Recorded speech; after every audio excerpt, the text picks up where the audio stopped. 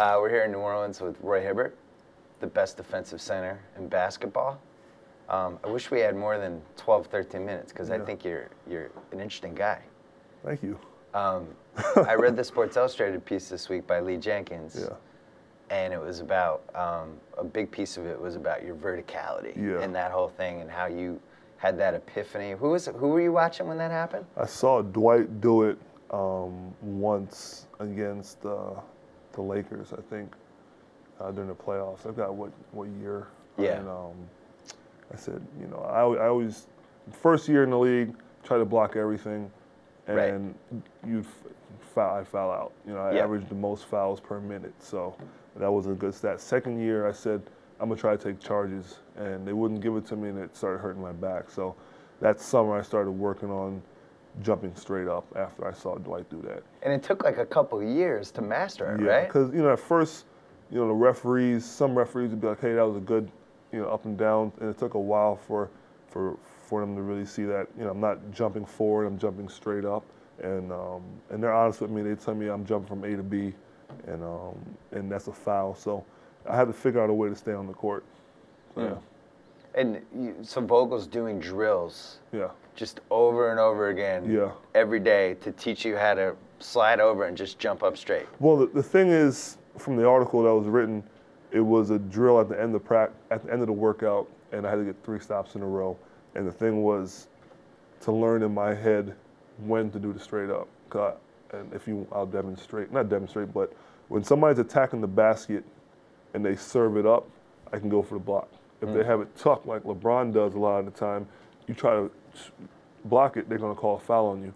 So when I see the ball tucked, you have to go straight up. Now, I read this, and I thought he shouldn't have spilled that secret because now LeBron's going to do this, but then he'll switch it on you. So now you're going to have to come up with a chess move on the chess move. Well, I just think about percentages. Like him changing it up like that will probably be a little bit... Knock him off balance. Knock him off balance a little bit, or it's a lower percentage shot, you know, than him, you know, doing what he has been doing. So I mean, the game is evolving. I'm just going to have to evolve as well. It's interesting. So Portland tried to sign you 2 summers ago. Yeah. You signed, big contract. Yeah. You start out slow. Yeah. Everybody's like, Roy Hibbert, ugh. Yeah. And then, boom, you took off. Yeah. And the team took off, and all these stats start coming out because people understand basketball better with the advanced metrics, and they're like, actually, when he's on the floor, it's really hard for everybody else to score. Yeah. And then the narrative flips. You go to the Eastern Finals. Yeah. You come out in that one game, that becomes a big deal. Like, I can't remember somebody's storyline flipping in 4 months. It was like everybody appreciated all the little stuff you do all of a sudden. Could you sense that? I mean, when you talk about such a tremendous player like LeBron, just trying to stop him one-on-one, you can't do it. But for me to protect the rim, you know, David West and myself take pride in when we see the Heat play against teams and seeing LeBron score in the half court, we're like, he doesn't do that. Like dunks, open dunks in the half court in the set defense, we take pride in knowing that he doesn't get that type of stuff. Right. You know, and obviously he's at the top of the mountain in terms of NBA right now, and right now we're coming for him, and our defense, I think, is going to really help us put us over the edge. Did you think Paul George was going to be this good? Oh yeah, I knew it. Really? Even when he was young? Yeah, I always told him, you know, he had a chance. I even told him, hey, you know, you could have a chance to be MVP this year, and you can get that even more bucks in your contract. If because you get those little thingies. And I ended up, you know, you don't want to roll the dice, and he has a good agent, and, you know, he told him, obviously told him the right thing. So I knew from the beginning he was going to be a tremendous player. I don't understand. Give me a reason. How did you know? First of all, his athleticism. He's worked on the court, off the court. I mean, in the weight room, he lifts before every game. He actually, you know, he talks to LeBron and picks things out from him, I guess, and he takes it back into his game. So he's not one of those types that I'm too good to listen or anything like that. He plays both ends of the court. You know, last year he had to guard Josh Smith, Carmelo, D Wade, and LeBron, and he didn't once complain about it. You know, some guys I know say, hey, switch. He wants that. He wants that challenge. And when you have somebody that brings it on both ends of the court, you have to respect him. And if he misses a game winner, you know he tried his hardest on the other end, and you're okay with that. Well, let's be honest. You didn't expect this from Lance Stevenson. Come on. Lance was tough. When he first got here, he was probably one of the worst rookies. Like, he didn't want to do anything. He was a pain in the butt. Yeah. But he always had the talent. He's never got his chance. And I think the biggest thing for him was when Leandro Barbosa didn't re-sign with us, and he got his chance to play. And obviously, when Danny Granger was recovering, he got a chance to play, and I'm really happy for him.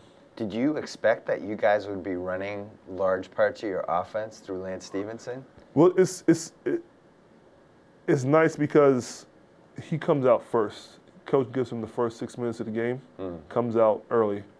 He starts the second quarter with the second unit, and that's his group. So he's able to push the ball, play bully ball, and, you know, he does his, you know, Harlem Globetrotter type stuff, you know. So, I mean, he gets a chance to really show what he can do. He makes behind the back passes, really good stuff.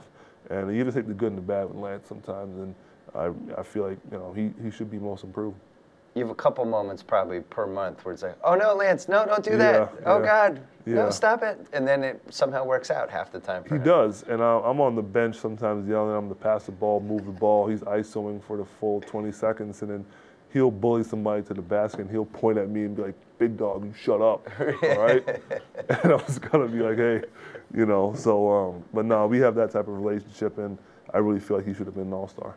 Is it fair to say that you guys, it's like this team made of people, or the core of the team is all people who were either discounted, they fell too far in the draft, people didn't believe in them. It seems like that's your whole team. Yeah, I mean, we played a chip on our shoulder. Obviously, George Hill, 25th pick in the draft. Then got traded. You know, he was on a good San Antonio team.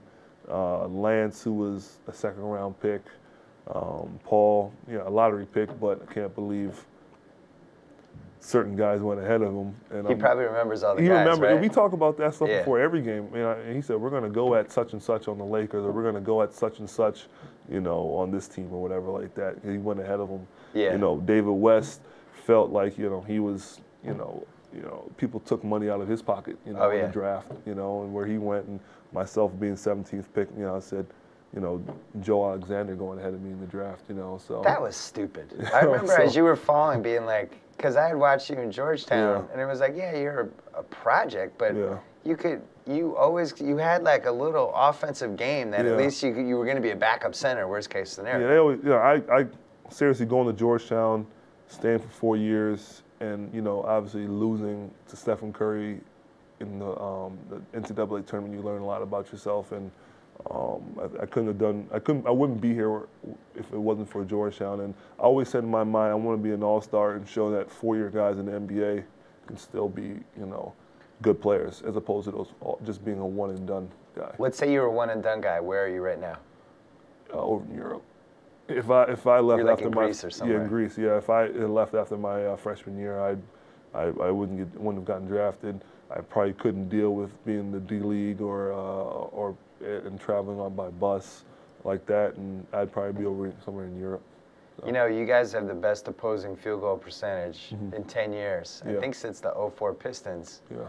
And the 04 Pistons are really the comparison. Like, that's the blueprint. It's this team made up of dudes, great defense, interior defense, and then overachieving basically, which seems like what, that's your destiny possibly. Yeah, I mean, our defense is always set on, I take care of the middle so our guards can pressure up on the outside and shoot long contested twos. And they say, our stat guys say, that's the lowest percentage shot in the NBA, is long contested twos. And 9 times out of 10, I'm going to get this straight up in the paint and, get the stop. Have you worked up a healthy enough hatred for Miami yet? Because you got to hate them in the finals. No, I mean, to tell you the truth, I have nothing against Chris, LeBron, D. Wade. I love Birdman. Whenever he checks in the game, I'm always like, Birdman, Birdman, So, I have nothing against those guys. This is competition, and, it's I don't hate them. I want to beat those guys so bad. Right. They talking about three-peating. No, we're going to stop that. But yeah. It's a nice rivalry. It is a rivalry. We're going to be there. Yeah. We're traveling for Countdown for the Eastern Finals, Nice. and I'm assuming it's going to be Naptown and South Beach. Yeah. Yeah, it's like basically the greatest 2 weeks of Jalen Rose's life. I don't know if he's going to make it to the finals. No, Jalen's a real good guy. I had spent some time with him over in the Philippines. Yeah, Philippines. Yeah. The nicest guy ever, man. I was really nervous to go up to him and talk to him. Just him being Jalen. Give me your best Larry Bird story. I was a rookie coming in on the practice court about to work out. Sean Williams, who plays for the Lakers now, he was a draft pick. He went up to Larry's walking onto the practice court. Sean Williams runs up to him and starts going like, Jordan, he was just, in between the legs. He was like, remember when MJ gave you 30 points or whatever like that? And then Larry just said, I could outshoot you right now. And Larry in dress shoes just outshot.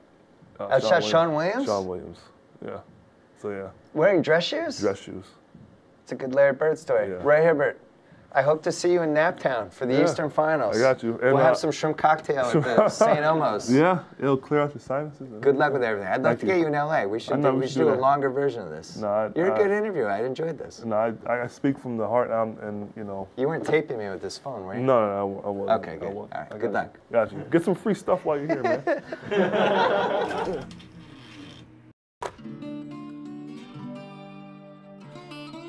Subscribe to this YouTube channel to find out what happens when people stop being polite and start getting real. And follow me to freedom.